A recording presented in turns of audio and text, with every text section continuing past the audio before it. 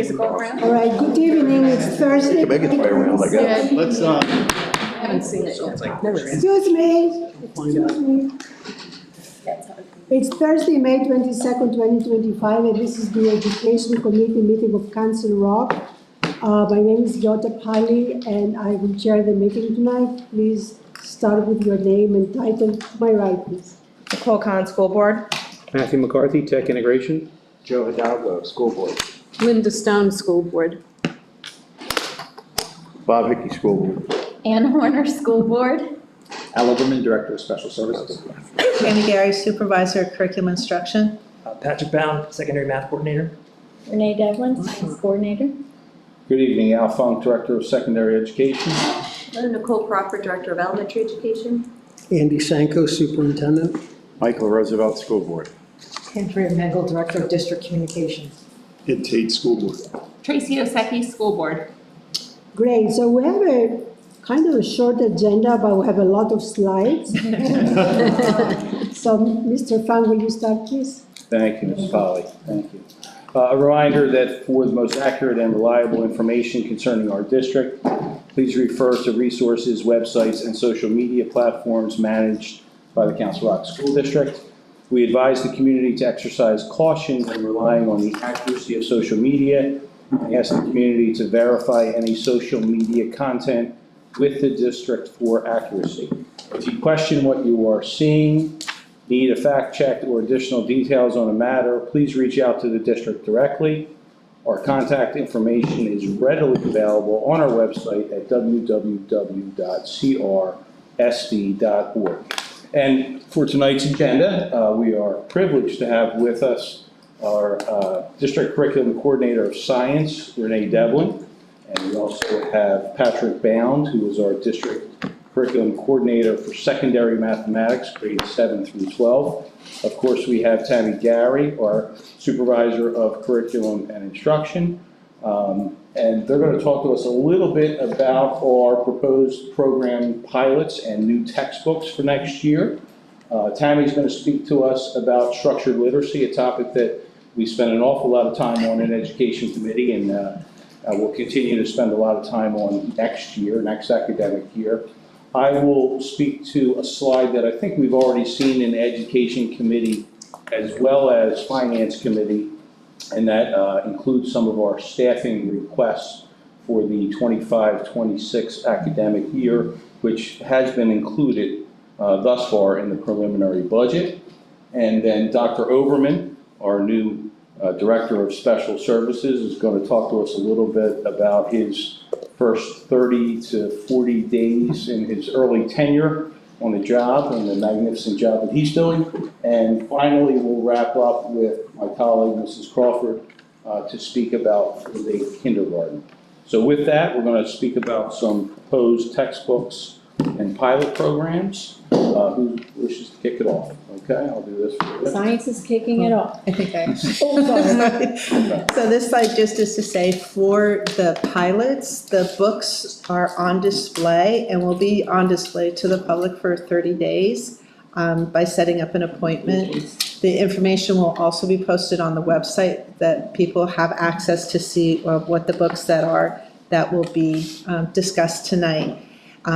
And we'll start with science and then go through math, and then I'll finish up with the new courses. Okay, thank you everybody for having us. I would like to propose 4 pilots at different grade levels this evening. The first one is going to wrap up our STEELS implementation of new purchases in elementary K-6. So this should be the last one that aligns us with STEELS, and we need a new update in first grade. It's called How Can We Predict When the Sky Will Be Dark? It's similar to a purchase we already made this past year about Safe and Grow, which was the life science module, and this is going to wrap it up with the Earth and Space module. It's from Smithsonian Science Carolina. It has ELA connections. It has unlimited online access where kids can practice fluency, highlight the words as they see. It comes in different languages as well. And we have 3 different teams that want to pilot it so far. We may be adding to that, but so far we have a team at Holland, Richborough, and Solfaing Sioux.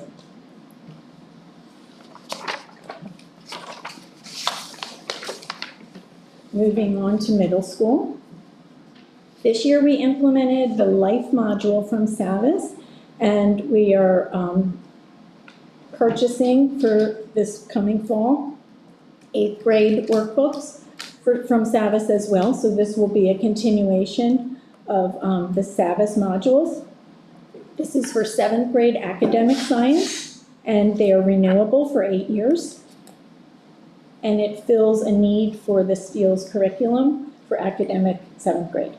All 7th grade teachers will have access, and all 7th grade academic students will have the consumable workbook to write in. Okay. This is a second-year pilot we would like to continue for academic biology. The reason we want to do it for 2 years and not jump right into the purchase is because it's a pretty drastic change.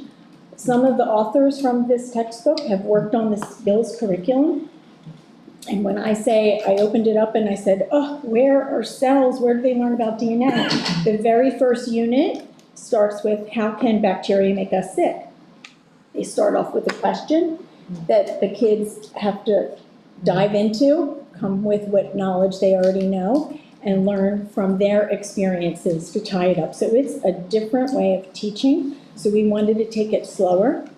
We had 2 pilot teachers, Alan Nickel at South and Liz James at North piloted this year. And next year we'll be expanding because it is such a different change.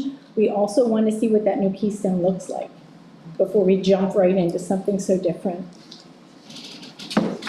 And okay, and the final book we would like to pilot in the fall is for academic chemistry. The chemistry teachers have been evaluating textbooks for a long period of time, and they felt this one is going to fit their needs the most. It also is very timely because our online license is up for the current academic chemistry books. So this, all chemistry teachers will have access.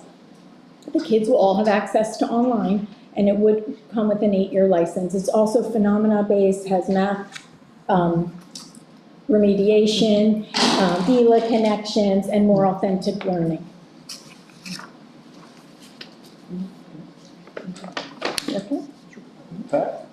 Okay, so again, Patrick Brown, the math coordinator. I'm new to the position since December, so sorry if I haven't met everyone.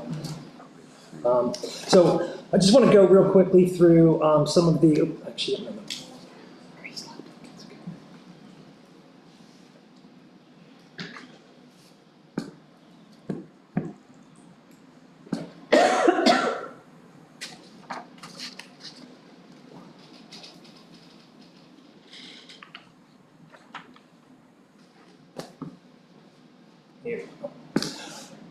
so I just wanted to start with the rationale for our selection. The first thing we did for the selection process was to do a level of rigor review. So we did a survey to all of the teachers in the department to come up with what priorities and needs. So these were some of the ones that came high on our list. So when we were making our search about the appropriate level of rigor, the vertical alignment across grades, the alignment of scope and sequence, the standard aligned assessments, instructional coherence across the digital and the print form, and then facilitating smooth transitions through the year for our students. Almost like a relay race where we're handing off our students with the prerequisite knowledge, and we try to eliminate gaps and redundancies. The program review started back in last December, and what we recognized was that we had some significant, let's see the slide. So we had some significant different programs that we were using. So if you were an honor student, for instance, and you're going through our program, you would start at Bridges from K to 5, then you move on to Illustrative, then you move on to Go Math, and then you move on to McGraw-Hill, and then you move on to Dulciani, and then you move on to Big Ideas, followed by some sort of Larson product or the AP class. So we didn't really have good cohesion through the unit, and that's one of the reasons why we really wanted to move this forward. It wasn't our plan to implement these, but some of our programs are actually retiring in the next couple of years, so we really did need to speed up the process a little bit. After the survey, we did a review of available programs, and we scheduled some vendors. We had Reveal come in, we had Big Ideas come in, and we also had HMH. So those were our 3 vendors that we had, I think it was November 15th when we reviewed them. After that, we took our samples and continued to review the digital platform as well as the digital and the print platforms. We rated each program based on established criteria, which was pretty robust. We narrowed the selection down to 2 and finally had a selection of pilot teachers. Most of the pilot teachers were volunteers. However, I sat with some of them that we needed for areas of need that we didn't have volunteers for. And we have a group of pilot teachers that are really excited and on board with the process. Finally, we held a final workshop to determine if we could come to some sort of consensus. And in that consensus, we were unanimous and we selected the Big Ideas program. Just for your information, this is where these courses are housed. 7th grade honors is in the middle schools. Honors Algebra 1 is in the middle schools as well, followed by Accelerated 1, which moves to the high school. We do have a couple of sections of Honors 2 in the middle schools. Then Accelerated 2 is housed solely in the high schools, followed by the Honors 2, and then Accelerated Geometry and Honors Geometry are also solely housed in the high schools. This is the Honors Math textbook that we selected. It's a program called Math and You. It's the Big Ideas. Go Math is currently being discontinued. We will be able to use that for next year. And you can see prices here. This is the pilot prices. They're charging $10 per student. We are getting significant discounts in the quote. The second one is the Honors Algebra 1, which is housed in the middle schools. As you can see, in Grawl Hill, we actually have 1 more year left with them before they transfer over to Reveal.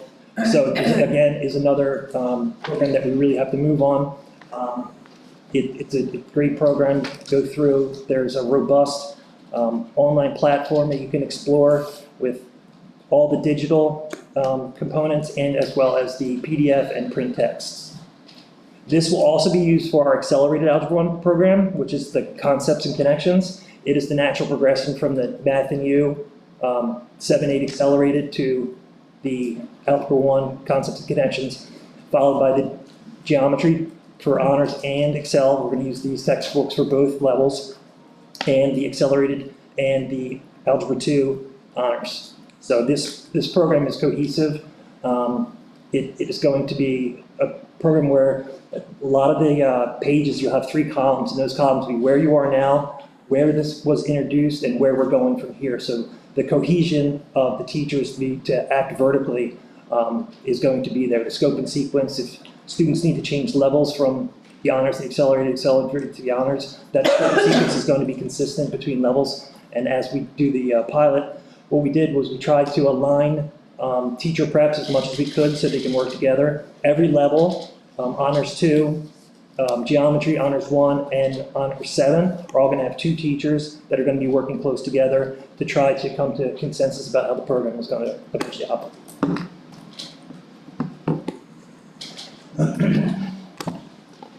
Make sure I'm synced up with you here. Was that too fast? Okay. Where are you on now? That was my last. That was it? That was my last. Okay.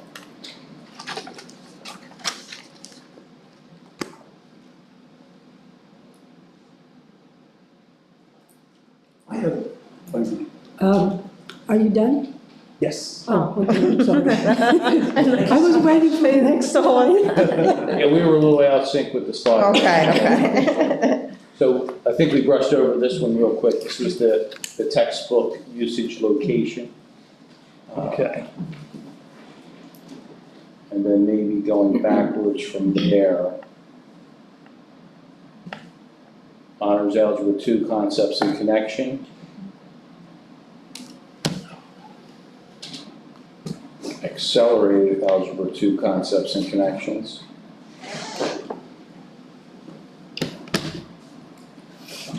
Honors Geometry Concepts and Connections.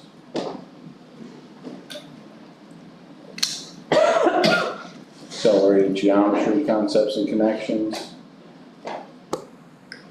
Accelerated Algebra.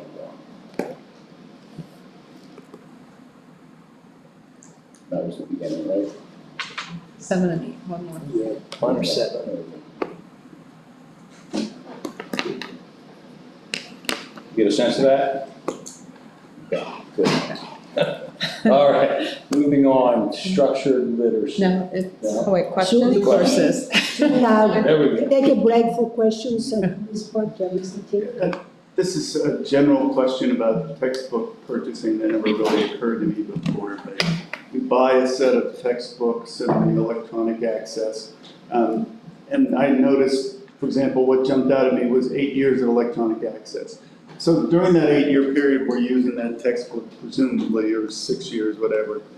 We'll have to buy some replacement textbooks. Yes. Sometimes the textbooks aren't worn out, and you can just renew the license for another 3 years at the end of those 8 years. So let's say, for example, this fall I'm buying student licenses for Honors Anatomy, but we're keeping the book. We're not renewing the book because the book is only 8 years old. And Okay. it's still relevant. And if we have to buy a number of replacement books, the publisher doesn't charge us 3 times the original price or anything. We look at that, right? Right, and we can also buy it from Follett, Textbook Warehouse, Amazon. We can, and that's based on the buildings for replenishing or rebinding. Good, that's my question, exactly. Ms. Khan, and then Ms. Thank you. Regards to, usually the pilots are free. So I'm wondering with the math programs that we're looking at, because the others will be either discontinued or aligning or updating, there are some minor costs here. If we just speak to why these costs when typically when pilots don't cost for us? Yeah, well, some of the pilots free, they're not charging us for professional development. Other like HMH would have charged us a significant amount for professional development. They're charging for the text and they're giving us professional development for free. So there is a cost, and this cost will be applied next year if we do implement. So all this money will be credited to the final purchase. Okay, so this is for the pilot and the materials and the PD that would normally be charged. And then if we end up going with this particular, Big idea. yes, then it would go to be credited toward whatever purchase? Correct. And are these the full textbook, everything? They're not like a sample one, or they're not like an abbreviated version of it? It's the full, what you would get if you are going to purchase? It would be full pilot. Okay, thank you. Ms. Stone. Yeah, I was just, I'm sorry. I was just, Stone, yeah. I was just wondering if we could go over those costs for the science books. Those are big expense, right? I saw. They're the cost for implementation in 26, 27. Yes, we could go over them. So for first grade, it would be 32 kits that usually last each about 10 years. Then there's refills for those kits. It's unlimited online. Okay. So it would be for all first grade teachers, and in seventh grade, the cost would be for approximately, because we're a year out, $44,000. And for the consumable workbooks for academic 7, so that would be for approximately 530 students. Okay, so do you have to buy the consumables though every? No, you pay upfront for the 8-year consumables. Okay. And you pay upfront for those shipping. And then for academic bio, it would be for 364 students, north and south, for 10th grade academic bio. If we went with this, around $52,000, including the shipping. And then academic chemistry would be 11th grade, north and south, about 360 kids. So about $60,000. Science textbooks or high school textbooks are a lot. You're done? You done? You have more questions? No. Okay. I have 2 questions. The first one, can you go back to the first grade? Sure. For a second. I have a question. So in first grade, they do like a unit of science and then a unit of social studies and then a unit of science, right? So is this just one unit of science, or does this cover all the? Great question. This covers 1 unit, and it will be the last purchase I need to implement SEALS K-6. For the past 5 years, I've been trying to squeeze a unit in when we. So it's just one, It's like, just one- 6-week session, or Correct. however long? Okay. Yes, yes. So it is pricey for, It is, however, the refills are not expensive. The refills are about $120 per And- kit. And so each kid, this is a 3-use kit. So each teacher can use them for 3 years or 3 class sets. Okay, So they won't need refills as often, and they won't need to buy the big bin of all the materials that aren't consumable. okay. And they already have it for their other, I don't know how many rotations. Yes, most, I think all but 5th grade have 3 science kits per unit. Kindergarten will have 2. Okay. 1st grade, this is updating one from 2002, Aaron Weather, same publisher, a long time ago. So it's replacing an old kit. So it'll be, And then, it'll, right, and then 2nd grade has 3 kits, 3rd grade has 3, 4th has 3, 5th has 4. and those are all relatively new? Yes, and then 6th grade has 3 kits. Okay. And then my second question is if you could speak a little bit to the process of the pilot, like how is the pilot evaluated at the end? How, who is involved in that process? That sort of Oh, okay, so I usually start with science leaders or team level teachers from each building. We knew we needed to fill this hole from 2002 Aaron Weather. They're not even making that unit anymore, and we have to address these standards. So our main 2 vendors are Foss, and Foss is also bought out by Delta and School Specialty. That's the same thing. So there's really 2 big science kit vendors, Carolina Smithsonian Science or Foss. And those are the 2 that we generally go to. We did listen to Amplify and other vendors as well, but the teachers didn't like those. So in general, the elementary teachers like Carolina Smithsonian Science or Foss/Delta.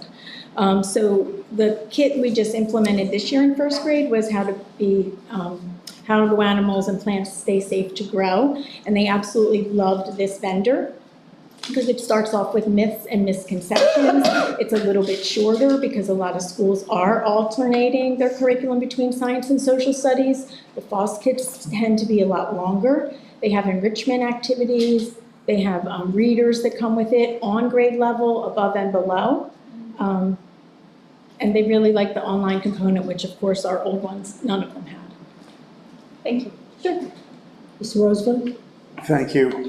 Some of these, particularly the science ones, I see on the bottom, it has a total cost which is larger than another cost, but it also indicates when purchased 26, 27. Yes, the following year. So just to understand the sequence, there's materials that are going to come in for 25, 26, get evaluated, and theoretically, should everybody be on board with it, Then the major purchase comes in the 20, 26, 7. correct. Year. We're not paying for a pilot Okay. for the science materials this year. Okay, and then is that the same for the math changes, or some of the math changes? Yes, I have an official quote for next year. I didn't include it in my slides, Okay. but the cost per person or per student for a 6-year license and the textbook is $171.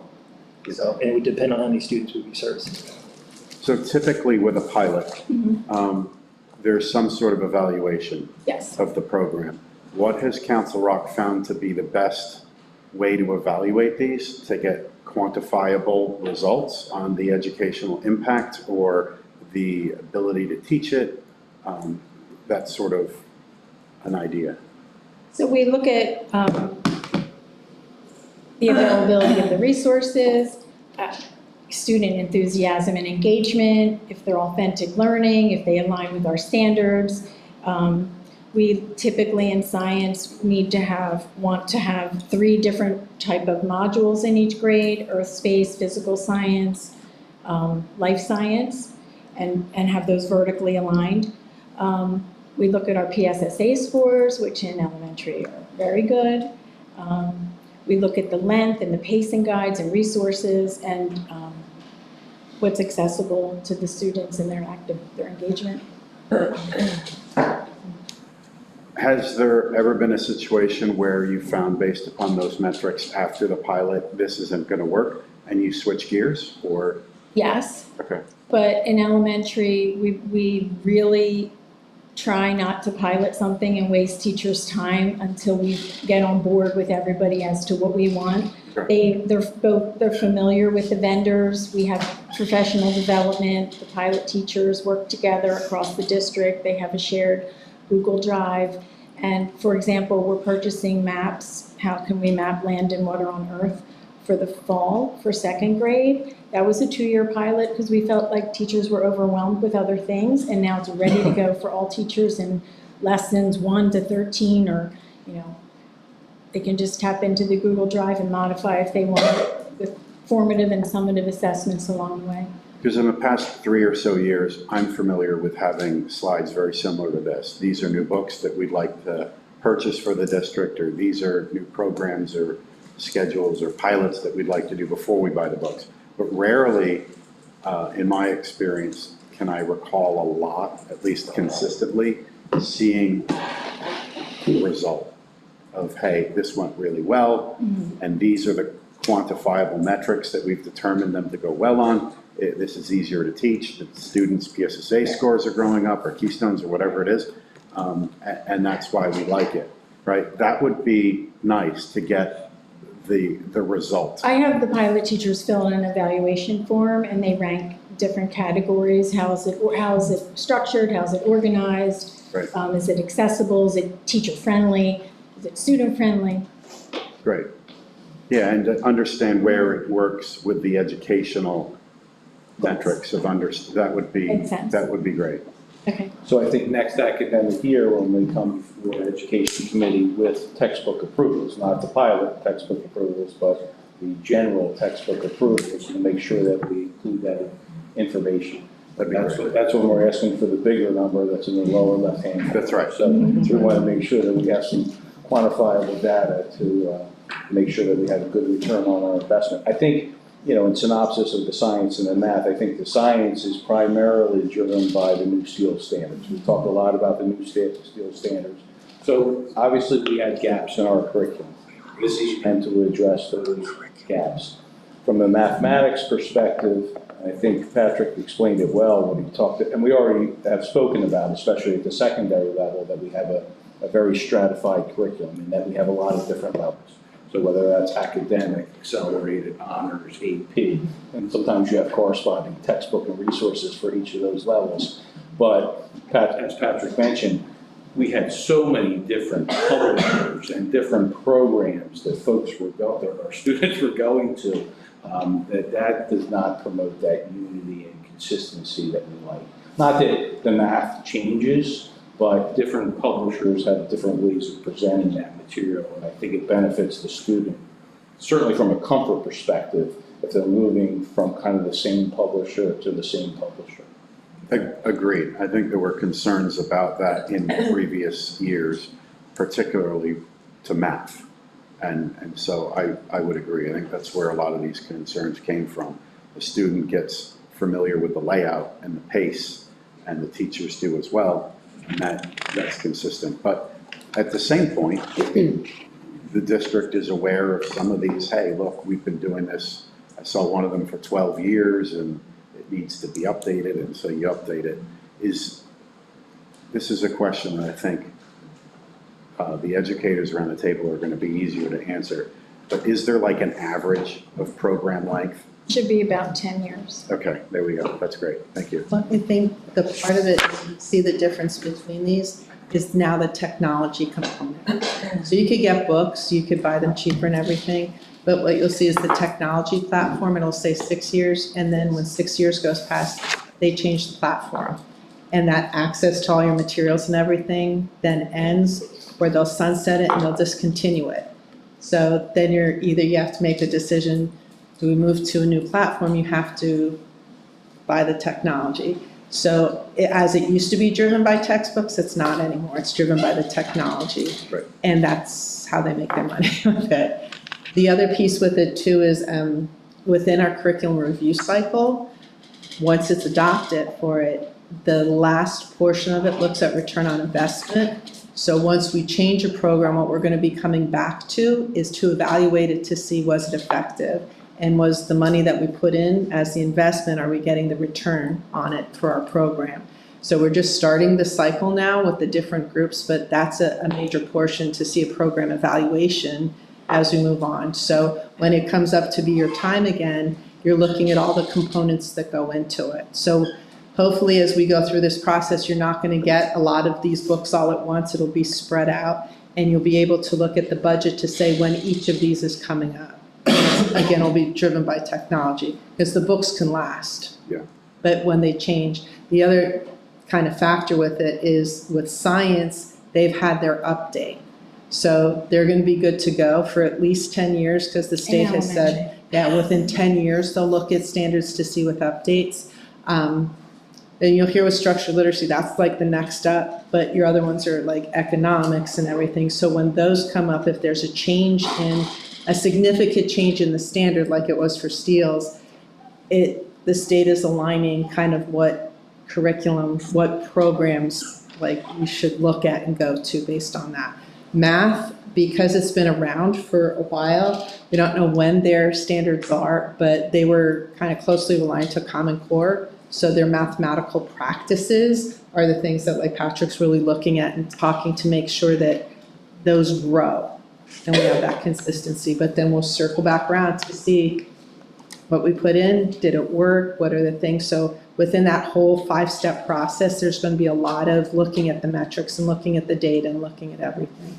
Thank you. Yeah, that's a wonderful goal, and that's really the driving point of my question, to have some sort of a zoomed out overall roadmap, but then also a dialed in examination of that or a report so that the board can see and the district can see if there's a return on the investment. That'd be great. Thank you. So when the technology changes, the books change at the same time? Yes, the years ago, when I first started, everything was driven by publishing. So it was really based on the manufacturing cost of the book as the product. Then, so they would say, oh, we'll give you the technology for free. Then it kind of went 50-50 with the books and the technology. Now your basis of everything is really the technology, and the books are kind of the extra. So you'll see a lot of elementary and middle school, especially being that consumable workbook like they have for science. So those are not very costly to manufacture, but the money goes into technology for development. So it's tied into their grading systems that they could go on Canvas, they can like all those components, they're constantly looking to update. So that's why it's also important to buy things together, because if you buy it across time and the platform changes, our IT department has 2 different platforms, like from the same company for the same book. So the money is now made in the technology aspect of everything. And you'll see that in all these different presentations, even down to the first grade and different things you have. It's all very connected to technology for the assessments, for kids to access from home, for enrichment, for grading purposes. So that's why the technology is the cost. Thank you. Are there any other questions? Okay, I'll flip through these slides. Thank you so Thank much. you very much, Pat. Thank you. You're right, Ms. Polly, there's a lot of slides. So these are our projected courses, and I use the word tentative because of different changes taking place. So starting with high school, family and consumer science. That is one of the courses where the state is updated the standards. So we have about, like, I think it's 2 years to get there, 26, 27. So looking at those and reviewing the process, it's still kind of tentative as we're working through things. So the 2 courses that are up, and talking with the guidance counselors, the principals, World of Fashion 3 and Adaptive Introduction to Food Prep are ones that look like, I'll come back to in October to say these are something that's needed. They're not major changes because we have World of Fashion 2. This is like an independent course for students who are very interested in fashion. And schedule-wise, it would take place during the same period, the same teaching class as the World of Fashion 2. So you're not creating like a separate section. It's really for the kids who are above and beyond. which is a small number, so it's not a major change. The other one, Adaptive Introduction to Food Prep, deals with special education, so it's a kind of a co-taught class, but if the need arises to have more of an adaptive class, that they have an ability to have it. Because that is a class that we already use and have. So those are things that are kind of small changes, and I'll come back to you in October to give more detail in the written documents of everything. The other course we wanted to talk about, because it's housed under Family Consumer Science, is Introduction to Education. So there's a student interest in it. It's something we look at with career pathways, and of course as educators, creating that pipeline so we have a supply of teachers coming up.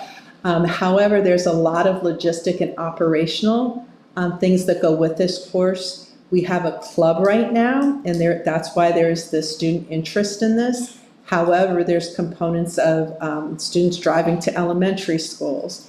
And so there's parking issues, there's student release time. So working through all of those operational segments of it, it's on the table, but it's probably going to take a little time to get to that course. But there is the interest, and we are working on that. So I'm not sure that will come in October until we could really work with the operational things with scheduling personnel and things like that.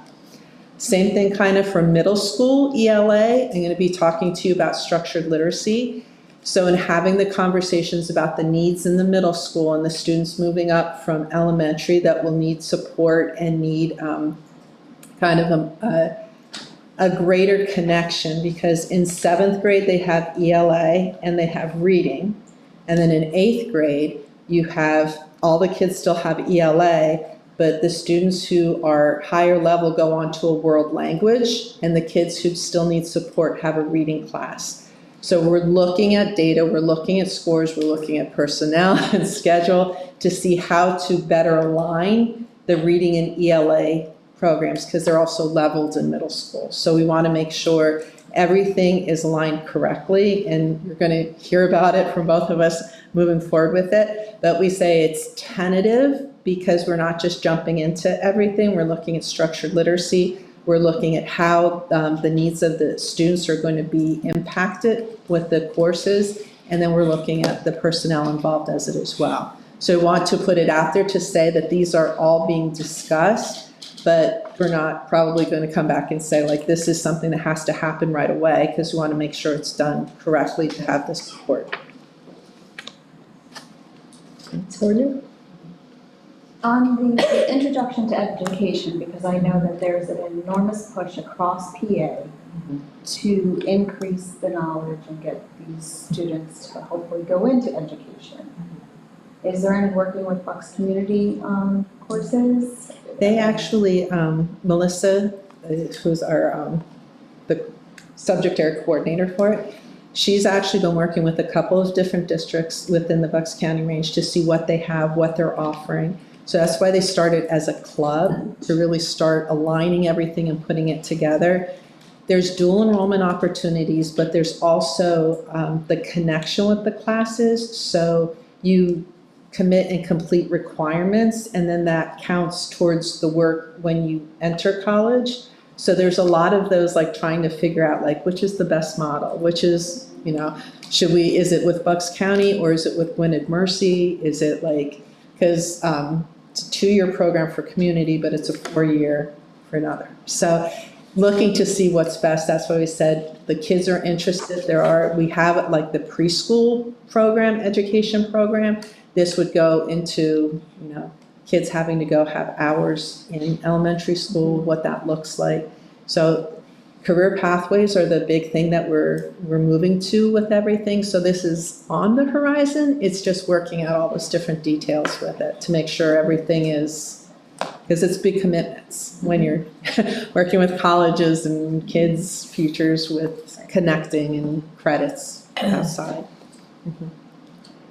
But we're excited about the program because, you know, as we talked about, I forget the exact numbers, but it's something about 20,000 certificates, professional teaching certificates were issued 10 years ago, and that number has dropped drastically. So like last year, I think it was in the 7,000 to 8,000 range. So this is an initiative that we absolutely are excited about supporting. Just a reminder too, a lot of these proposed courses, especially at the high school level, they're just that, proposed courses. So there are ideas that have been generated, usually through the curriculum coordinators, and they go through kind of an approval process with the principals.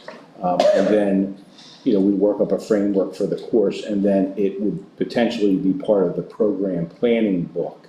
And then if there's enough critical mass where students are selecting the course, then the course would run after approval. So these are just proposed courses.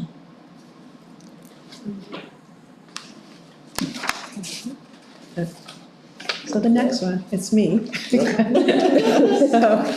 you got a lot of me tonight. So the next big thing we're talking about is structured literacy. And the three big components of it tonight that we're going to address are the current legislation, the district plan, and then the action steps that we're taking now and next steps for it. So the next slide with it for legislation becomes very important. Structured literacy is a major education committee discussion. So if you remember back in October, I was talking to you about the structured literacy legislation. It was passed like October 31st, but the parts of the bill that were put out there, it kind of cut it in half. And the biggest part of it was they defined what it is and what it isn't. So you can't do some of the practices that were associated previously. So like 3Qing and question, like just looking at the book, you have to follow the science of reading. The last part of that legislation from October looked at the creation of a Pennsylvania Reading Leadership Council. And this is a very important part about the upcoming legislation. That piece was the state looking at research-based effective curriculum, universal screeners, interventions, and professional development. So they created a council. There are applications to sit on those. There's a general one and then the 4 separate councils for it. And it's on, you could Google it to the Commonwealth of PA site, and it gives you all their agendas. They're working with WestEd and everything. Why it's important is they have the date of June 1st, coming up very shortly, that on their website they're going to publish from the committee's findings which programs for each of those are kind of approved. So evidence-based, what Pennsylvania says, these are the best ones to use. That's where that legislation ended. On May 1st and then on May 2nd, the Senate and the House brought up the next piece. So it's Senate Bill 700, House Bill 684. It's bipartisan, and it has like 16 members supporting each of it bipartisan, and it's almost identical in both houses. But this one is going to be more political because it is about funding and it's about accountability. So that reading council, putting the things up there, this next piece says, these are what's going to happen with those. So universal screeners, both legislative pieces are looking at, K-3 becomes very important to say you must have or you must use these approved things. And there's money attached to say, if you go with the approved things, there's funding available. So the Senate bill looks at, I won't go into all the weeds, but a very dedicated amount of money. House bill doesn't so much.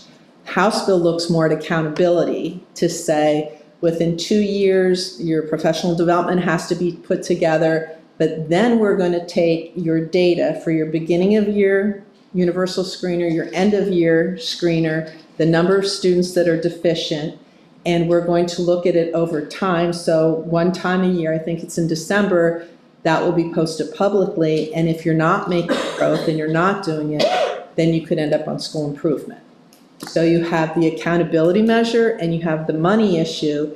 So it's a very interesting thing to watch to play out politically, to see, in Pennsylvania, you have very large urban districts, like Philadelphia and Pittsburgh, and you have, very rural districts. So the political component with the money and saying if you must do different programs is what is going to be looked at and decided.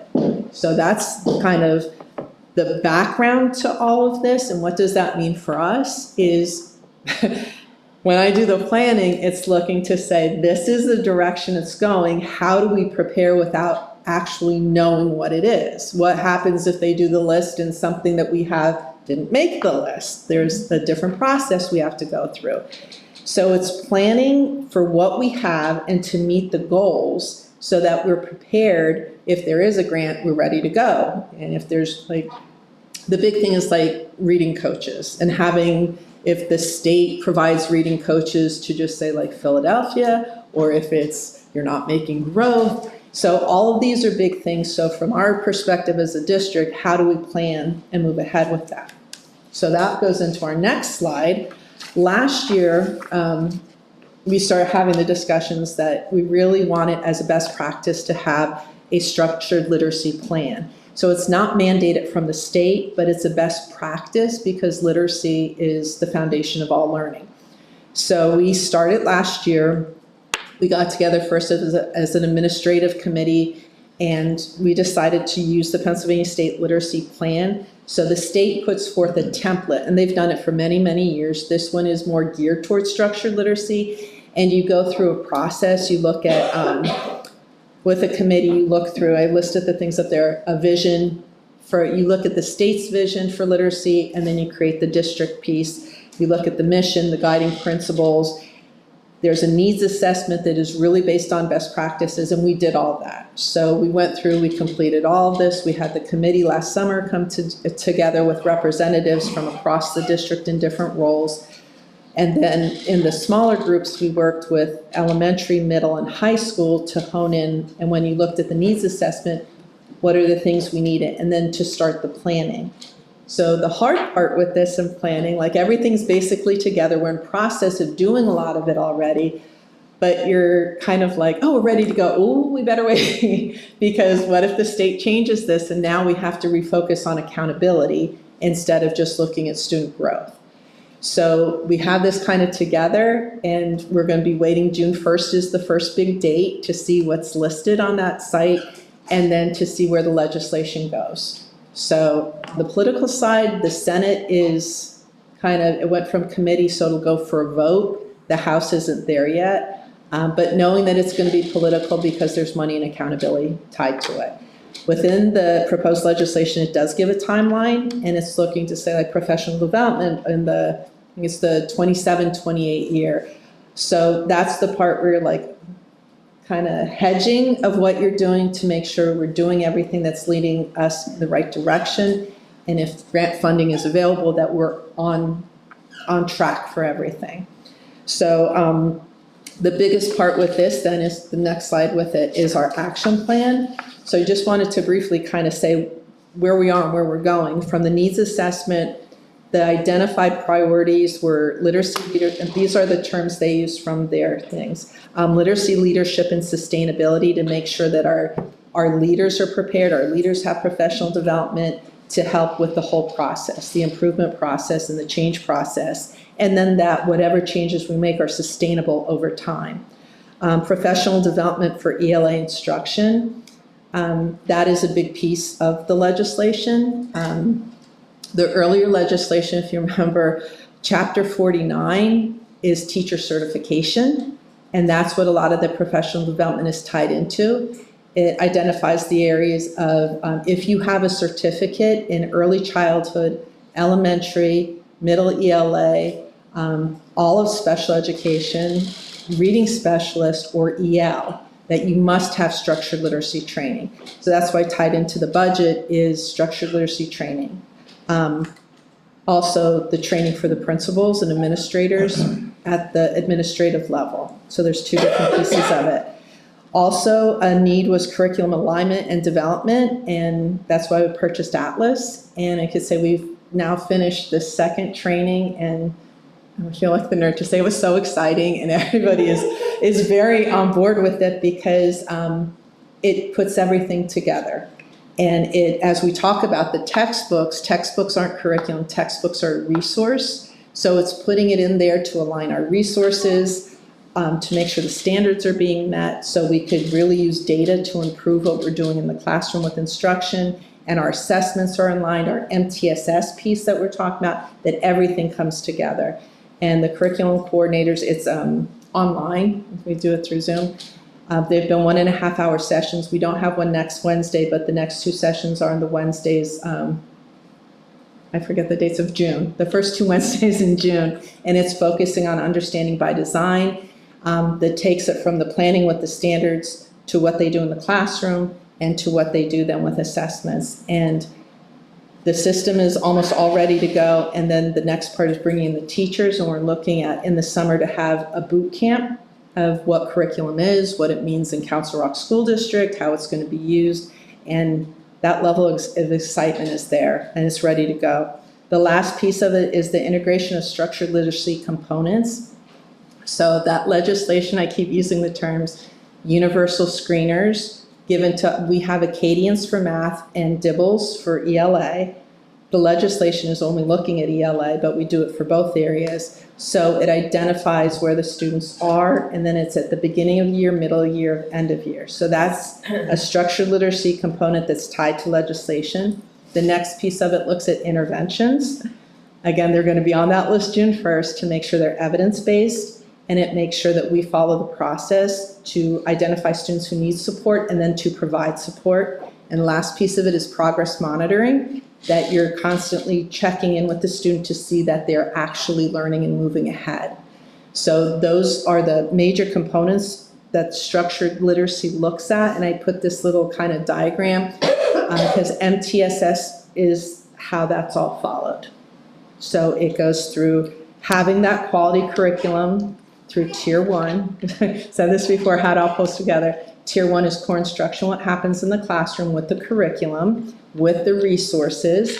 It goes into differentiation, then identification of students who need some more support, looking at the data. Data is driving everything to see that kids are learning. It's looking for that evidence.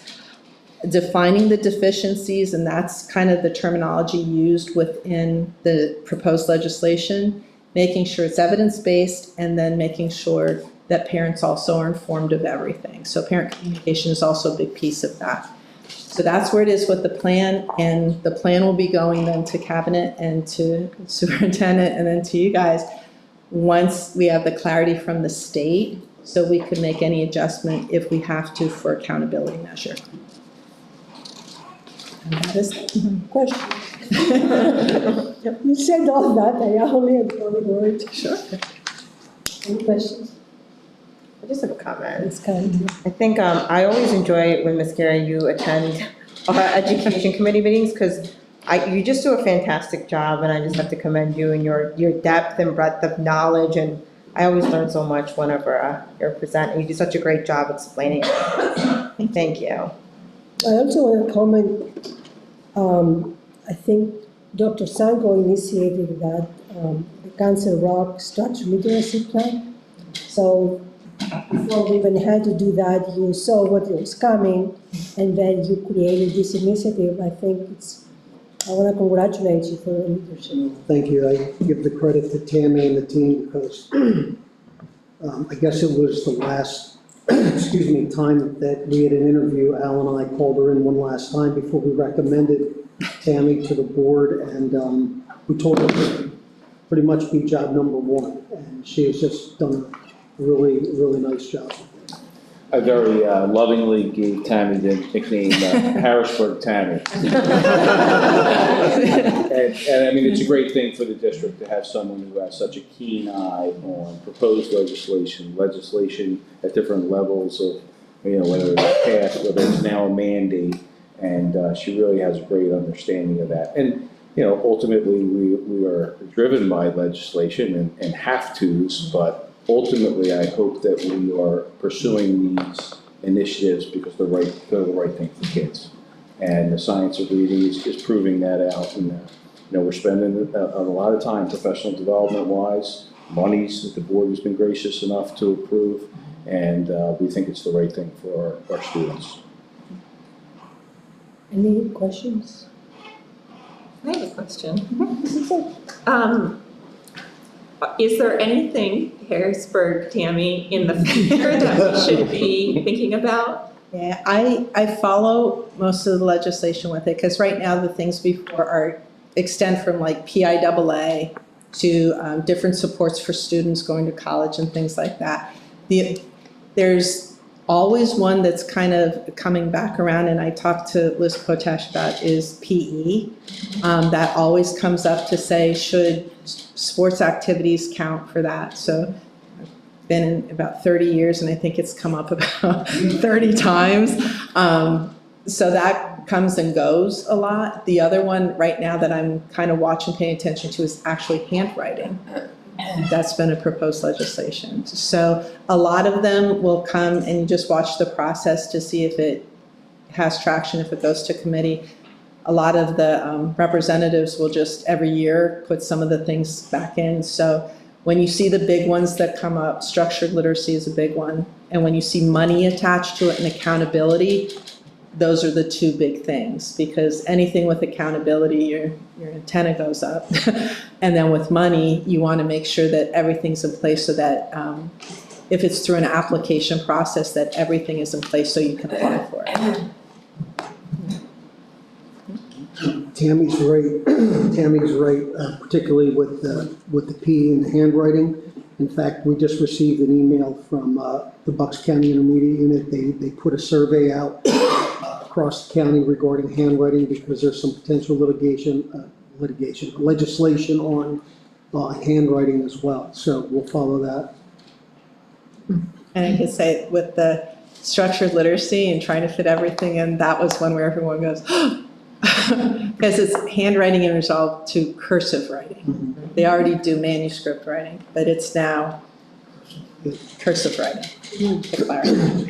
We actually had an interesting discussion, if anybody wants to watch the IU meeting, like earlier this week, about cursive writing at some of the different districts and the different views that different districts have on it, and that's how the survey came about. So if you have some extra time to watch the IU meeting. Is the thing that goes hand in hand with that, when Common Core came, why cursive kind of went away, it's not in the standards, but keyboarding is.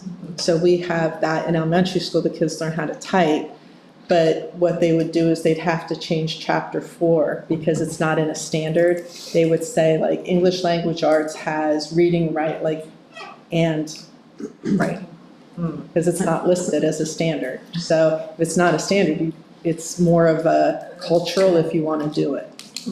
That's why it's kind of where it is. Very good. Okay, it's a good segue into our staffing requests for 25, 26, and again, we presented at last Education Committee meeting and also at the Finance Committee meeting, and as I mentioned at the outset, it is included in Tony's, well, it's not Tony's budget, I think Council Rock's preliminary budget. So obviously with the emphasis on structured literacy and science of reading, those first two items are ones that we view as critical. At the middle school, we currently do not have any literacy specialists. So at the high schools, we do have 2 reading specialists, one at North and one at South. So this is a gap that we think it would be important to fill at our middle levels. The 4 elementary literacy specialists would supplement an already existing staff of elementary literacy specialists. We don't have complete coverage like we would like to have. The 4 additional personnel would really help in that manner. Oftentimes, we don't have enough for 2 at each elementary. We do have 1 at each of the elementaries currently. But then there are particular needs that arise, and sometimes that is driven from data that we receive, whether that's through some of the universal screeners that are administered at the elementary level or PSSA scores. And it's nice to be able to deploy those elementary literacy specialists as needed. So we are asking in next year's budget for the 4 additional elementary literacy specialists. The additional shipper and receiver, so not a position that is in front of students, but a very important position nonetheless. And this is a request that is coming from both high school administrations. When Council Rock South first opened in 2002, we did in fact have a shipper and receiver at each of the high schools. Eventually, we had some lean budgetary years, and the position was reduced to a shared position between the two high schools. There is some level of difficulty sharing the shipper and receiver.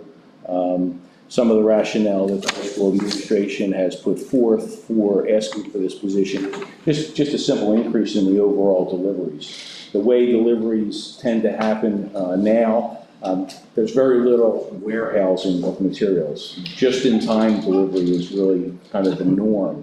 So not having someone to receive those materials on a daily basis presents a bit of a problem.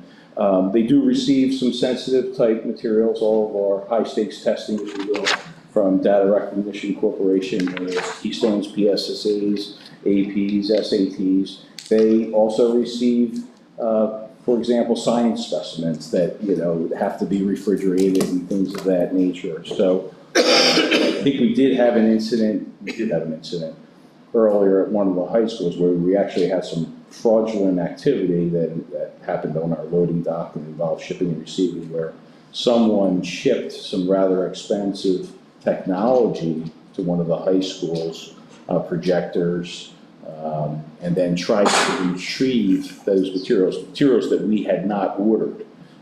We were able to kind of intervene, and we caught the situation, contacted local authorities, and they were able to track down the perpetrator. That's just an example of having someone dedicated to that position is a desire of the high school administrations.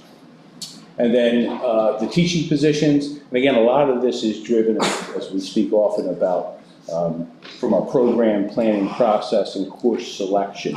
So the 0.8 at Council Rock High School South is really a direct reflection of an increase in a particular part of our special education population, our emotional support program at Council Rock South, which has experienced a 25% increase in students. So that's what that staff would be devoted for. At Council Rock High School North, they have experienced some level of increased enrollment. They're approaching 1,700 students, which is up about 150 a few years ago. The two particular needs at Council Rock High School North are in the area of science and in the area of business, or ECIT department. So in the science, we have the classroom configuration is, it's your typical classroom, if you will, and then it's a lab setting. So for courses biology, chemistry, physics, which have those labs, you have more limited seating. So we try not to exceed a 25, 26 student. That's kind of our limit in the sciences. When you get into that 27, 28, we've had upwards of 30 in those labs.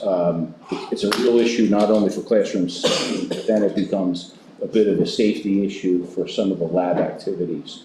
So they've had an increase in the science courses, so staff would be dedicated for that. The other area of business, we have a pretty dramatic increase in requests for the financial literacy course, particularly at Council Rock High School North. So we've talked about how financial literacy will be it's legislated now that that's going to be a graduation requirement. So beginning in 26, 27, schools have to offer that. It's yet to be determined when that graduation requirement will kick in. That might not kick in until 2031. We already offer the course, so we're kind of ahead of the game, but I think a lot of our students and families are aware of that graduation requirement, and they're also just, frankly aware of the importance of financial literacy, so we see more and more students taking that course. So that's part of that increase. The 0.5 payroll, I talked to Tony a little bit about this today, and this is really to try to build, we speak often about redundancy in staff. When you have singletons, one or two individuals with responsibilities, and that certainly works from a budgetary perspective. It's not a huge expense when you have one person doing a large responsibility. But if that person is sick, or if that person is not available, it really does present some obstacles. Being paid accurately, being paid on time is a huge thing for an operation this size. So particularly in the area of payroll, Tony is asking for some assistance in this half position to make sure that we build in those redundancies and make sure that the payroll department is as efficient as possible. Questions? So is Mr. Funk, are these positions unchanged from the last board meeting where we approved the preliminary final budget where these were included in it? Are they unchanged? Correct. Okay, great. So just to dial in a little bit, if we could go back to that one slide. I appreciate the additional explanation as well as the thorough explanation of all, some of which we've heard, some of which we haven't. Looking particularly at teacher positions, are these courses or these applied in both North and South? And just the need currently is greater in North than at South? Yeah, these are more need-based depending on the particular high school. So again, a lot of it is driven by the program planning process and what students, which courses students are selecting. So it just so happens that at South, the need is in the special needs population for a particular program with a kind of an increase in that population. And at North, the need is more in the sciences and business. But those sciences and business courses are also offered at South? Same courses are offered, it's just that their staffing is appropriate at this time. Wonderful, thank you. Yep. Mrs. Zaki? Thank you. This is helpful. I appreciate the presentation. I have a couple of questions. The first is about literacy specialists. We've talked a lot, and I know the public has been concerned about structured literacy, and I'm wondering if these positions, if it will be a requirement of the positions to be Wilson certified or OG certified, or where that stands. Can I answer that? Sure. Go ahead. So a little explanation for it. So when you're on a tier 3, the student's receiving support every day. And with the upper level programs like OG and things, we're working between special education and curriculum. So Amanda Serene, who was hired, her title is like my title, but ends in Supervisor of Special Ed Curriculum. Something, a specialized thing. So she's working a lot with the interventions and getting, making sure that everything fits together. Those higher level interventions are like 45 minutes, 5 times a day. So we're looking between special education and tier 3 that everything's built in between schedule, having the interventions, that's all put together. So part of the discussion with special education was looking at creating the training for the teachers to go through for Wilson. So it's a 3-year process to get the 2 certifications. So we put together that piece, and it was included, I think, with the structured literacy piece as presented. So that would be, I believe it's a 3-year process because it involves a practicum and then working with teachers. So that is put together, and it's looking at reading specialists and working with special education, because in bringing it together, if a student has a high need for like a Wilson program, we want to make sure that they're receiving that either through the reading specialist or the special education teacher that's been properly trained for it. So it's Wilson. Mm-hmm. So I guess, I'm sorry, I appreciate your explanation, but I'm not sure I understand. So it's a 3-year process for the teachers to get certified, and Right. that I understand. Are these 4 teachers going to be going through the process? Are all the reading specialists going to be going through the process? Are any of the new hires going to be expected to have come with that 3-year process on their resume? We're having the discussions kind of together, with Dr. Sanko saying he wanted certified people in every building. So some buildings have certifications, so we're looking at between the MTSS process with reading specialists and the special education department, where and who. So we're going through that right now, but every building will have them. The increase in number is really looking at like, Maureen Welch has like 1.5, but the 0.5 can only be at either, it's between Churchville and Welch. If you're 0.5, you're like 3 days at one and 2 days at the other, you can't do the 5 days of the intervention. So it's looking at those positions will be added to the schools that have the need for those tier 3 interventions to ensure that all of the students, because at tier 3, you're looking at a very small group, 2 to 3 students. So right now in those buildings that have a higher need, they need the support so that all kids can receive, if they need the 5 days, that they get the 5 days, that it's 45 minutes. And then within that, looking between special education and the reading specialists, the people that have that high-level knowledge for the most needy students are getting it, either between reading specialists or special ed, not separate it. Right. That it's all students. So then the plan is for the 25-26 school year to have somebody at each building? Is that the plan? But they have to go through the training. Go through the So training. they will just be in the training? Someone at each building will be currently going through training or will have completed training? It depends. So go ahead, Tammy. So the training is, so I had to put the money together for the budget. The training is the first part, it's like a cohort of 25 people, it's like a 3-day training. Once you complete that, and you have to like show the level of completion with it, then it goes into a year-long practicum where they're actually working with certain students and going through the whole program. Once they go through that, they have the certification for level 1. Then the next year, they do a whole group again, and then they do a second level practicum, which is more focused with secondary, like the higher level, but you have to do the first level to go to the second level.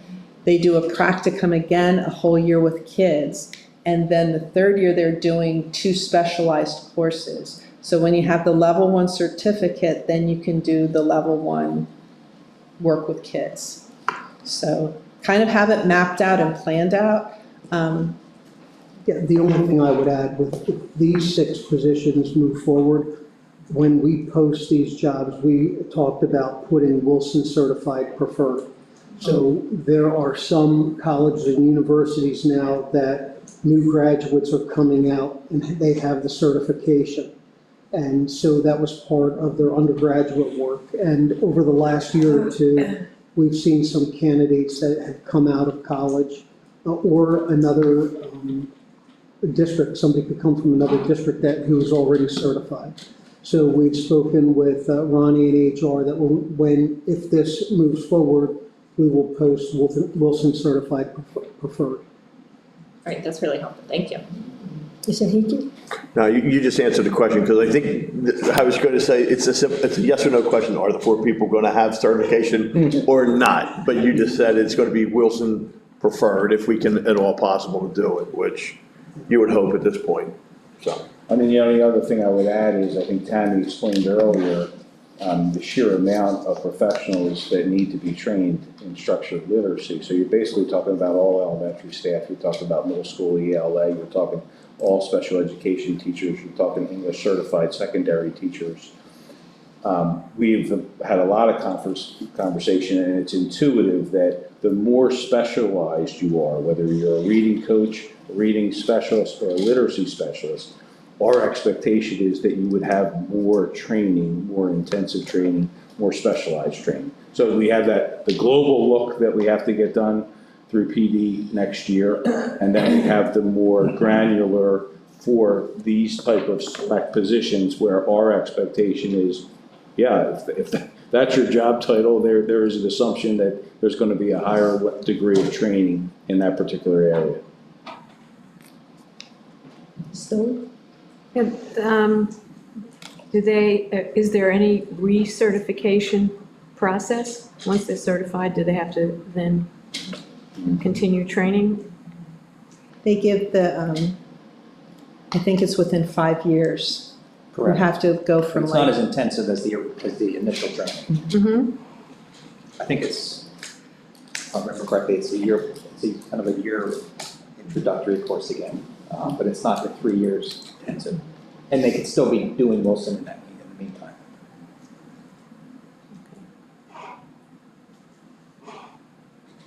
Okay. That's right. All right, Dr. Overman. Thank you, Tammy. Thank you. Thanks, Tammy. I wanted to spend a little time just going over what I've been up to here as I approach my 30 days in the district. Talk about a little bit what I envision the summer looking like and then going into next year. One of my goals coming in, starting here, was to make sure I get out to all the buildings, visited the classrooms, met with the teachers and the students. It's been a bit of a challenge coming in this late in the school year because the school year ends in a couple of weeks, but I've been around to almost every building. I still have Rolling Hills, Holland, and Newtown, but they're on my calendar for next week. So, part of the process is, I'm someone who likes to be visible in the buildings. I want teachers to know who I am. I want them to feel comfortable reaching out to me if they have questions or concerns. So that's kind of been one of my main goals in the first few weeks here. Secondly, I've been working, and Tammy mentioned this too, with a lot with Amanda. I really want to do a program inventory of what we're currently using in all our elementary buildings especially. I'm kind of really focusing in on, what we have, what the teachers are trained on, and, what supports we have for our students. So I've been working a lot of time with Amanda. I have weekly meetings with parents. I've encouraged parents to reach out to me. They have, which I'm happy about.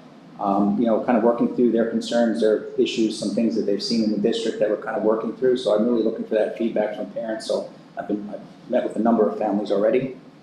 And I've spent a lot of time working with our supervisors. We have a young group of supervisors. We have department meetings weekly. And I also meet with each supervisor at least once a month individually to kind of really talk about what their programs are looking like at their school, what they need, what issues are they running into, to kind of really brainstorm what we need to do here moving forward. All of this leads into summer work. So really what I want to do, and this a lot of it comes back from feedback I've got from families, is working on equity among the elementary buildings. So what I mean by that is programming, between our north and south side. Students attending the south side should have the same access to interventions that the students have on the north side. So working on that inventory with Amanda is really making sure that all of our elementary buildings have the same programs and the teachers are trained on them. Going along with that inventory is making sure that parents are aware and that we have some type of document knowing what interventions we have and why we're using them. So we might have 3 or 4 interventions at a particular elementary school, but do parents understand, okay, we're using Sunday system to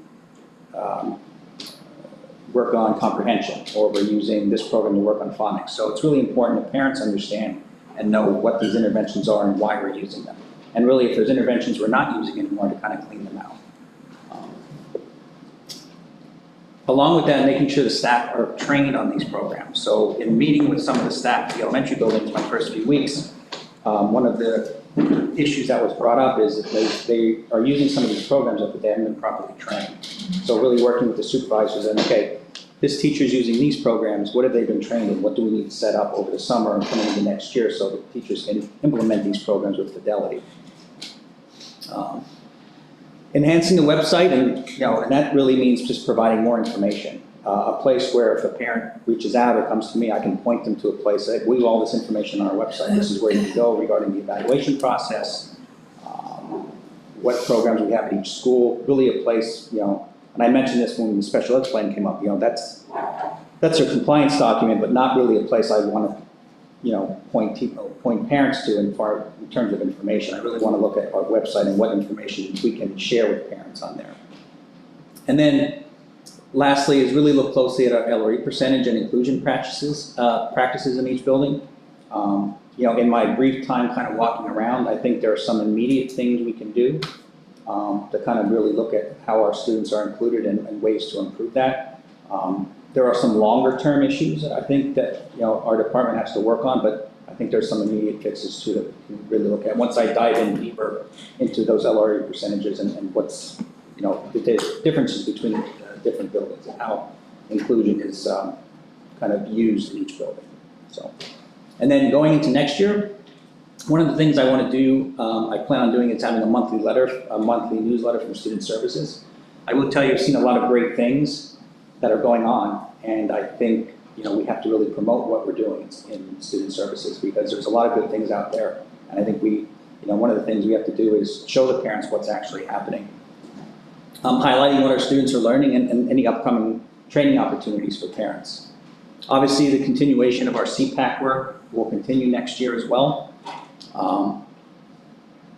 My department and I are kind of working on that family guide, which I've been mentioning, kind of putting that together, again, a document, using parent-friendly language regarding the special education process. Any parent has questions from the beginning of the process to the end, all the way up to age 21, really being able to outline what that looks like and what they should expect if they're in Council Rock. And then clearly defined programs in their school. And again, this goes back to making sure when we come back in September that student who attends Churchville has the same access to reading interventions or math interventions that a student has at Newtown Elementary School. And really kind of leveling the playing field there in terms of, not necessarily meaning every student gets the same program, but they have access to the same interventions. And this is a small sample of what my plans are, but at least coming into next year, what I'm looking at, making sure is in place for September. So, questions? We're gonna have a busy summer. Sit. I like all that, of course. That's terrific. Couple of quick questions. One is, did anything surprise you? As in, practices in a given building, did something jump out at you as really unexpected?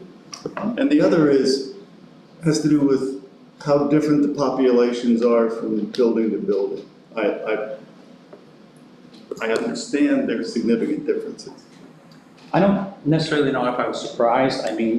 Bristol Township, we had 3 elementary buildings, which were huge, and I had difficulty managing, making sure all the procedures were the same. So coming here where there's 10, I'm not surprised, but there is a wide variety of how the special ed process is handled in each building. Not necessarily meaning the students aren't getting what they need, but just the process of scheduling IEP meetings, or how if a parent requests an IEE, what that looks like. So really kind of looking at how we communicate with parents and really putting something in place so we do have more similarity among the buildings. I will say overall, I was very happy with what I saw in all the buildings I had a chance to visit. The teachers were engaged, the students were engaged. I think we're doing a lot of great things here. There's areas for improvement, obviously, which is what I want to focus on. But overall, I was very happy with just talking to the teachers and meeting some of the students, what some of the things that we're offering for our families there. Mr. Hickey? Just a quick comment. I think the most important thing, I really appreciate the fact that you said that you were looking for parity within the schools, having the offerings of the same programs at each school, yet you pointed out, and it was just quite naturally where you said, however, every student is not going to get the same exact instruction or needs, help depending on what their needs. And to me, that was, I think one of the most important things you had said in your whole presentation. Right. And like I said, appreciate the work you've done so far, and good luck. Thank you. Ms. Khan? Thank you, Dr. Overman, for your presentation. I was wondering if some of your initiatives, I'm assuming it's going to be in here, but if you could speak a little bit about some of your maybe goals in terms of professional development for the staff. We just got done talking about structured literacy and all the professional development. I'm sure that kind of goes along with your staff specifically as well. Well, certainly structured literacy is mandatory, so that's something that has to be done. For me, and this is addressing the short-term needs of just talking to the teachers, I meant to go back to those programs I mentioned again, whether it's Sunday System or any of the reading programs, like making sure Read 180, making sure those teachers who are using those programs have been trained. So really my immediate, concern is, I want teachers properly trained in how to implement these reading programs and math programs for our students. So in terms of short-term professional development, that's going to be my focus going into next year. I don't want the issue to come up where we have teachers teaching programs who aren't being trained in how to properly teach them. I think leaves us open to some issues. Long-term, we're still working on the UDL training, which I think is important for our LRE percentage. So, in the long term, as we move ahead, is continuing with Gen Ed and special teachers working on best practices for inclusion. Great, thank you. Any other questions? I have a couple. Thank you very much for this. So I guess I'll just follow up on Nikki's question about professional development. That training, you mentioned Read 180. Is it possible to have Read 180 come in and do the professional development similar to like the pilots, the textbook pilots, or is that something that will be done internally by teachers? Honestly, I have to look at who's been trained. There's training and then there's training to train teachers. Right. So I really have to see, because there's two separate trainings. So really, has any of our staff been trained to train other teachers? If not, then there's an opportunity to bring Read 180 in to actually do the training. Because I'm sure they do provide that kind of service just like the textbook. They do, and I've had it in other districts as well. So that's really my focus. I don't want to, when it comes to professional development for teachers, I don't want to take shortcuts. So I want to make sure that whoever's doing the training is properly trained to do that. Thank you. And then you mentioned also, and I was hoping you could elaborate, when you said upcoming opportunities for parents, what did you mean by that? Well, that's part of the newsletter. So whenever I've done newsletters in the past, and I don't know if, maybe the parents are aware of them, but the Bucks County IU, Bucks County Services often have a lot of trainings for parents, and I don't know if they're aware or not, but making sure that that's part of our website, a place where parents can go on our website to see upcoming trainings, and just so they know what's available to them. I just saw one a couple weeks ago regarding financial training for parents of students with special needs, because that's a separate element that a lot of parents don't think of. So really keeping them aware of what's out there and what's available. Awesome, thank you. I have another question that's only tangentially related, so if anybody has, I'll wait, but before we move on to full-day kindergarten. Go ahead. Okay, I have a couple questions as it relates to what's going on with the special services program in Doylestown, or in Central Bucks. And so, obviously, things happen in a special ed classroom there that are completely unacceptable. I think we're all appalled. I know we had Safe Touches come in and do presentations to our second graders this year. Is that correct? So I guess I was kind of thinking about it, and I'm wondering, probably not all of our kids got that, because not all of our kids are in gen ed classrooms all the time. Is that fair to say that like some kids would have not received this, not all second graders would have received the Safe Touches program, because maybe there are some kids who were not in the classroom at that moment? They were pulled down for something? It's possible, and I wouldn't say it's because they just weren't in the room at that moment. I think it's also dependent on who is able to be in the room at that moment, meaning a certain amount of time or the grouping. There could be various reasons why, but many I'm sure were included. I just couldn't tell you for certain. It just occurs to me with everything happening in Central Bucks, like these are our most vulnerable kids. And so, what can we do, what can we do to make sure that they have every possible advantage to not be in this position? Not that something like that would ever happen, but, we worry. Well, I can't speak to the training when that occurred, but, part of what I emphasize to my supervisors and also why I'm physical in the building is, and I can't speak to Central Bucks specifically, I don't want to accuse them, I don't want any classroom to ever feel like it's isolated. Like there should be people coming in and out of there, whether it's myself, the supervisor, the principal. So, I always encourage people to make sure, especially for that population, that there's people in that room constantly, not necessarily, checking that everything's going all right, but just being present in that room to see what's happening. And I think, that's one area we could do that, because the more people that just have coming in and out of the room, the more opportunity, if there is something that shouldn't be going on, that they have the opportunity to at least see that. So in my end, what's something I'm doing now is really focusing on being visible, and that no classroom is kind of left on its own. And I'm not saying that happened in Central Bucks, I don't know, but that's one area.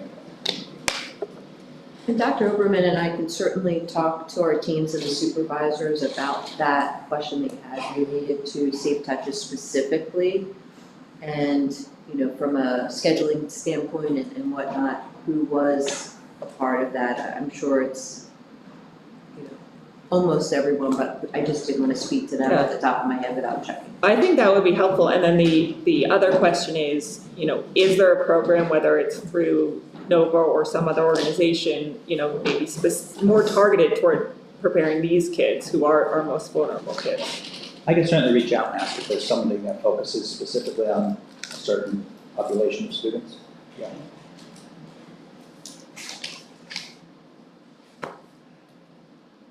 Any other questions? Okay. Full day kindergarten. So we talked a little bit about this recently, but I just wanted to provide an update for those who may have not listened in to the recent board meeting, that we did have successful attendance at the May 6th full day kindergarten community night. We believe between 500 and 600 people came that evening, which certainly demonstrated a strong support and interest in full day kindergarten in Council Rock. We planned an informational presentation portion at the very beginning in the auditorium at Newtown Middle School. And by design, we made that as brief as possible, but still, you know, allowing time for the team to be able to provide a background into the planning of full day kindergarten, as well as some key elements in the program that we're planning. We did laugh a bit that we had planned, the team and I, about 20 minutes for the presentation, and as we heard the kindergartners in the audience getting a little louder and louder as they went on, we were saying, okay, let's keep it as quick as possible, shrunk that down. So, but we do believe the community was still able to get the most important information, and Andrea certainly did a great job right away posting everything related to that evening on the website. So you'll find right on the front page the slide deck from that evening, a video that was embedded in the slide deck, which was made by some kindergartners at Rolling Hills Elementary School, as well as some other related resources. So I do want to point that out as well. After that presentation portion of the evening, we all went to the gym. And our curriculum coordinators planned a really nice interactive portion of the evening where students and families were able to go and actually engage in activities for all 5 special areas that they'll have exposure to next year, as well as some other stations such as coding, which we have BBOTs in our district, and so we had a BBOT station, as well as Play Lab, which of course we wanted to feature that night. It was a real fun evening with lots of great energy, and I think it's important to point out that it wasn't just parents and children that attended that night. Personally, myself and members of our team spoke with grandparents, aunts, uncles, community members that actually had no children or grandchildren, that will be attending full day kindergarten. So again, I think it was really nice to see such a strong community support and interest in the launch of full day kindergarten. We'll continue as usual to find opportunities for outreach and to continue to let the community know that we are doing some really exciting things with the planning, and we're looking forward to the fall. It's coming up very quickly.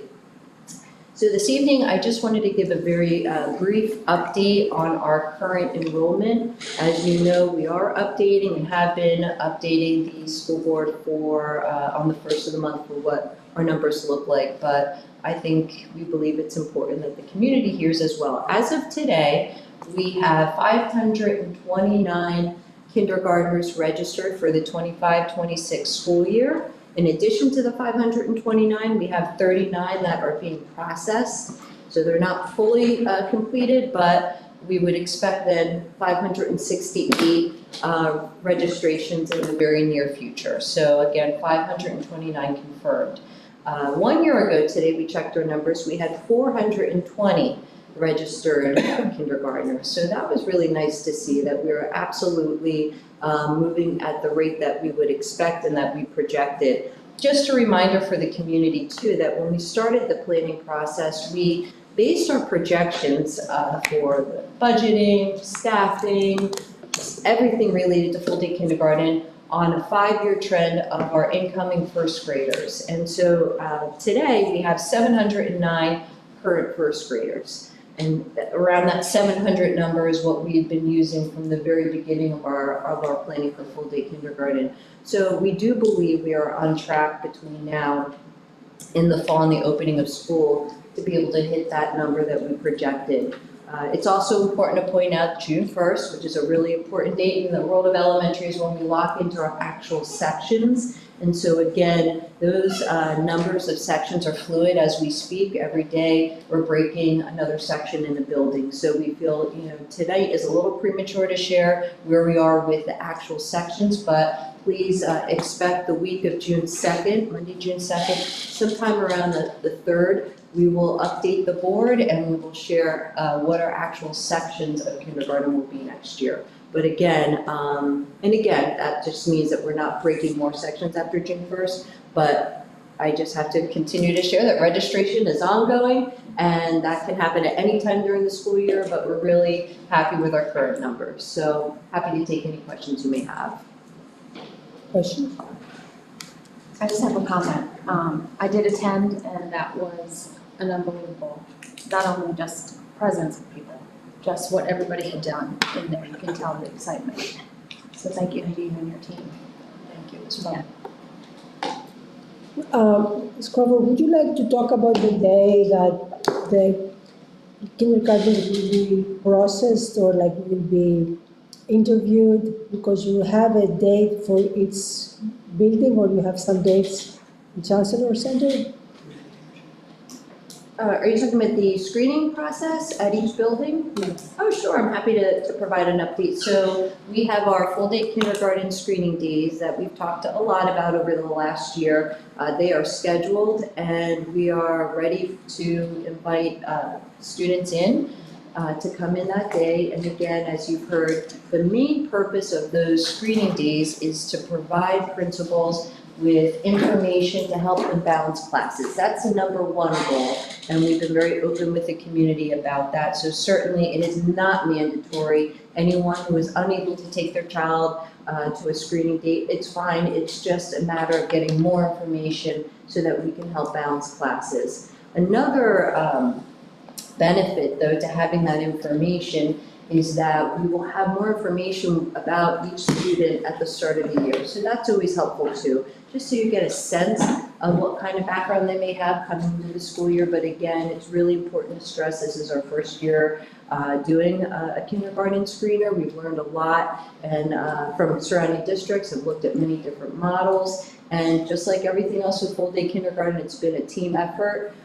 We've had a really smooth, last couple of weeks process to having parents actually sign up for their date and time for their screening. And I do want to give a shout out to Danielle Udis, one of our tech integration specialists. Matt McCarthy also helped. We had him on speaker a couple different times, but sending mail merges and such to parents so that the process was organized and launched, properly. So we've had hundreds of parents sign up for these screener dates. Every school has one. And then we're going to offer a makeup day in August if needed. And as I've shared previously, just a reminder, we're just getting some very general information related to math readiness, English language arts readiness skills, and just overall kindergarten readiness skills. And again, we're making it very clear to parents if they're away, they cannot bring their child, it's not a problem. The schools are also working with their literacy and math specialists to be able to provide some resources to send home to parents that day with parents so that they can do some activities with their children throughout the summer. If you're a parent that cannot go or chooses not to have your child participate, we have everyone's email addresses and we'll be able to send those resources by way of email to the families. So it's another piece to the planning process that we're really excited about. But it's also important to point out that we are going to reflect on the process after it's completed in early June. We will have everyone involved in the planning, as well as principals, as well as parents, just provide some feedback so that we can make any kind of adjustments, moving forward. So thanks for asking about that. Thank you. That was actually my That was question, good. yes, thank you. Mr. Hidalgo? Thank you. As a follow-up to that, would you be able to share after the fact how that data was used? I mean, maybe it'll be samples, but I know how we do always, every year, you're putting sections together. Sometimes you get parent input, sometimes you don't. I'd be curious to see how things are paired, I'm curious across every single class, to be honest with you, but since you brought it up, the screening, maybe afterwards we could share something offline even, just so we can get an idea of how the sections are formed and balanced, and is it pretty much the same? So just to make sure I'm understanding, so just how the principals were able to use the information to help balance their classes? Yeah, just to see what their ideology is in doing it. Absolutely. All right, thank you. Any other questions? All right, so typically we have a slide that talks about the agenda or proposed agenda items for the next meeting. This is our last meeting of the Education Committee for the academic year, so we don't have that, but I would like to thank Mrs. Polly and Ms. Khan for your committee leadership this year. Certainly we'll be speaking over the summer about upcoming topics. One topic that I know, for example, that we'll be speaking about in September, and I think there were a couple of questions from board members about our student wellness plan. I believe Dr. Casey Black sent an email to the board this afternoon. He was giving a status update, and we're really proud of the work that our committees have done with that. We do have some final things to kind of shore up to make sure that we're ready to go. A lot of that has to do with the schedule and finding the time to make sure that we do this with fidelity. But certainly Dr. Black will be on hand. That's one agenda I know for next academic year in September, so that we're ready to roll with those programs. And then we'll certainly take that time in the summer to speak about some of the important items that we want to make sure that we address next academic year. But thank you. Thank you, and Everybody. as we discussed at the pre-meeting, we're not going to have an education committee meeting until September, correct? Correct. And high school schedule, I'm assuming, because obviously you'll be doing that That one. might be on the. Do you want to just give a quick update on that with the committee? So, yeah, June 4th is our kickoff meeting. So again, we talked about having a number of stakeholders. It's it's kind of a steering committee. I think we're up to 27 or 28 committee members. We have 4 committee chairpersons. I will be one of the chairs, along with the 2 high school principals and the 2 high school master schedulers. So we tried to get broad representation. The first meeting is probably going to be a lot of just laying the foundation, establishing the why, what is the rationale for exploring a possible change to the schedule. And I think once we get some critical mass on those topics, that will drive the work that we do next year. Next year, we're anticipating doing some site visitations. We did a number of site visitations back in 2019, and we found them to be productive. We'll certainly share with the committee on June 4th the work that was done in 2019. Things have changed, obviously. I think of an obvious change in terms of virtual and cyber education and some of the opportunities that we now have that didn't necessarily exist back then. But I anticipate many of the topics will be similar. Unit lunch and rock block will certainly be a topic. We hope to form subcommittees at that June 4th meeting, or at least the start of what the subcommittees may look like. And then we hope to have 1 or 2 meetings over the summer that would really springboard us into next academic year as we take a harder look at the high school schedule. As we talked about, it's an undertaking that I think we very much, it seems like there's a lot of excitement about taking a look at this. We've had the schedule at the high school for quite some time now, so we are excited about about this exploration. But it does touch a lot of different facets of our high school education. You know, if you were to make some changes, you're talking about, again, much like we talked about this evening, extensive professional development. You're talking about curricular changes to the program planning. We'll, of course, probably come before the board with some level of cost analysis if there is changes that require that. But it'll be a comprehensive process, but we're excited to embark on it. Yeah, and I think the summer, many people think that the schools are closed, there's nothing to do, but I know you are extremely busy because you have to prepare for the next year and also plan for the future, and we had some of the plans that, you know, different departments have in the works. So it makes sense for us to break and come back in September and listen to everything that will happen over the summer and be ready for the new year. Mr. Tate. Yeah, thank you. That's a good point. I don't think the community realizes that administrators work through the summer. So I imagine that the folks involved will be a mix of people who were engaged back in 2019 and people who are new to the subject. Yeah, we do have several members that participate in 2019, as well as many new members. Great, thank you. Any other questions or comments? There's no public, so there's no public comment. So I guess we're adjourned. Thank you. Thank you. And I wish everybody